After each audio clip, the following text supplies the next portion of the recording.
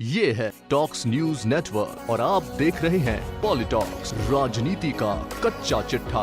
BJP के राजस्थान अध्यक्ष सतीश पूनिया ने कहा कि हाल में मुख्यमंत्री अशोक गहलोत ने कहा कि मुझे नहीं पता मेरे माता पिता कहां पैदा हुए। मुझे तो पता है कि मेरे माता पिता कहां पैदा हुए, लेकिन अगर मुख्यमंत्री को ये नहीं पता कि उनके माता पिता कहां पैदा हुए तो ये बेहद शर्मनाक बात है। एक पत्रकार से पूछे गए सवाल के जवाब में उन्होंने बीजेपी के प्रदेश कार्यालय में एक प्रेस वार्ता के दौरान ये बात कही। उन्होंने मुख्यमंत्री अशोक गहलोत पर निशाना साधते हुए कहा कि यदि प्रदेश का मुखिया शहीद स्मारक को शाहीन बाग कहता है तो मुझे लगता है इससे शर्मनाक बात कोई हो ही नहीं सकती। केवल वोट बैंक के लिए ऐसा करना बेहद दुर्भाग्यपूर्ण है। नागरिकता संशोधन बिल का समर्थन करते हुए प्रेस वार्ता में सतीश पूनिया ने कहा कि पाकिस्तान, बांग्लादेश और अफगानिस्तान में नरकीय जीवन जी रहे कई हिंदू परिवारों को सम्मानजनक जीवन जीने और उन्हें भारत की नागरिकता दिलाने के लिए प्रधानमंत्री नरेंद्र मोदी की सरकार ने CAA कानून को पहले लोकसभा और फिर राज्यसभा में पारित किया। लोकसभा में 7 और राज्यसभा में घंटों बहस के बाद इसे कानून का रूप दिया गया। लोकसभा में इसके पक्ष में 311 और विपक्ष में 80 वोट पड़े, जबकि राज्यसभा में पक्ष में 125 तो विपक्ष में 99 वोट पड़े। वैसे तो यह एक ऐतिहासिक फैसला है, लेकिन फिर भी कांग्रेस इसे वोट बैंक की राजनीति के तौर पर ले रही है। पूनिया ने कहा कि उन तीनों देशों में रह रहे हिंदुओं में 65% आबादी भील और मेघावालों की है। चूँकि कांग्रेस का आधार अब देश में खिसकता शुरू हो गया है और उनकी स्थिति क्षेत्रीय दलों से भी कमतर रह गई है। ऐसे में देश की सर्वोच्च न्यायालय के फैसले को भी चुनौती देने का काम ये कांग्रेस पार्टी कर रही है। ऐसा करके उनकी बौखलाहट सामने आ रही है। पूनिया ने कहा कि कांग्रेस के कई विद्वान नेता जैसे सलमान खुर्शीद, शशि थरूर, जयराम रमेश और कपिल सिब्बल ने कई बार इस बात को कहा है कि संसद द्वारा पारित कानून को लागू करने के लिए राज्य सरकारें बाध्य है। यहाँ तक कि राजस्थान विधानसभा अध्यक्ष CP जोशी ने उदयपुर में मीरा महिला कॉलेज में एक कार्यक्रम के दौरान कहा कि कानून पारित करना राज्य सरकार का नैतिक कर्तव्य है। बावजूद इसके कांग्रेस ने CAA कानून के खिलाफ विधानसभा में संकल्प पत्र पास करा लिया है। बीजेपी प्रदेश अध्यक्ष ने आगे कहा कि विरोध की रस्म अदायगी तक तो ठीक है, लेकिन अभिव्यक्ति की स्वतंत्रता के नाम पर प्रदेश के मुख्यमंत्री अशोक गहलोत ने एक तरह से प्रदेश को अराजकतावाद में धकेलने की कोशिश की है।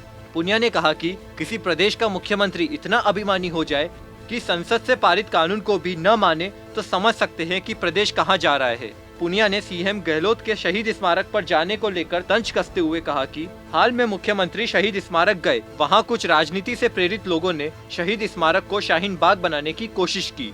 खुद CM गहलोत ने अपने मुख से शहीद स्मारक को शाहीन बाग बताया, जो न केवल शर्मनाक एवं निंदनीय है अपितु शहीदों का अपमान भी है। पूनिया ने कहा कि मुख्यमंत्री के इस कदम के बाद प्रदेश में कई जगह इस तरह के कदम उठाए गए हैं जो चिंता का विषय है। इसका लाभ कई लोग उठाने की कोशिश कर रहे हैं। पूनिया ने प्रदेश की कानून व्यवस्था पर भी चिंता व्यक्त करते हुए कहा कि राजस्थान एक शांत प्रदेश माना जाता था, लेकिन 1.25 साल में 2.5 लाख मुकदमे बलात्कार, हत्या आदि के दर्ज हुए हैं।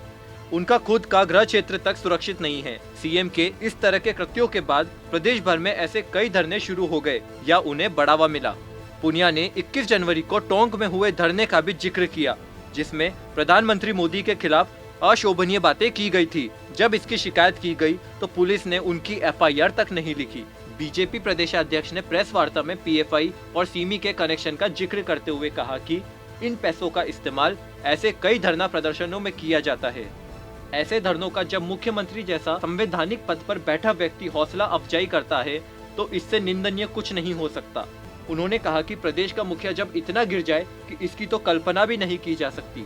पूनिया ने यह भी कहा कि जब प्रदेश का मुखिया प्रदेश को शाहीन बाग बना देगा तो अभिव्यक्ति की आजादी के नाम पर अराजकतावादी तत्व जैसे चंद्रशेखर रावण भी आएगा और उमर खालिद भी।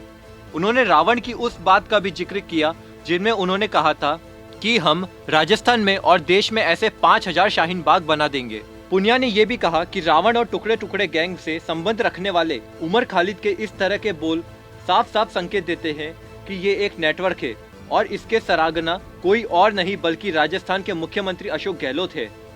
उनकी ही सहपरिस्थिति में ऐसे कई कार्य किए जा रहे हैं।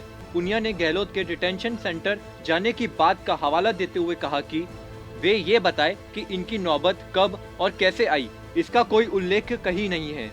पुनिया ने ये भी कहा कि एक समुदाय विशेष के लिए इस तरह की बातों का कहना और गुमराह और डर पैदा करके अपनी राजनीतिक रोटियां सेकना मुख्यमंत्री पद पर बैठे व्यक्ति के लिए बिल्कुल भी ठीक नहीं है।